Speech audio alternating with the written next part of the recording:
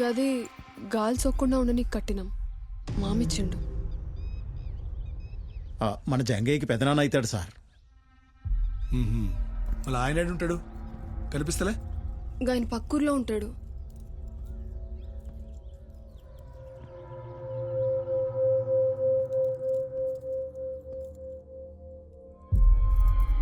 చేతికి ఇంకా మట్టి గాజులో ఉన్నాయండి.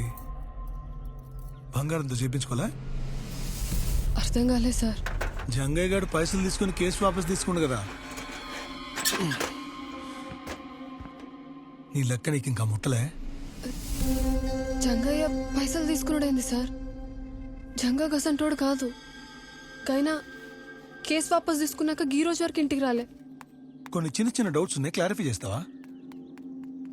నీ మొగుడిని చంపినవాడికి వెళ్ళి పైసలు తీసుకున్నావు, మీదికెళ్ళి నీ మరితో గాని మీదే కేసు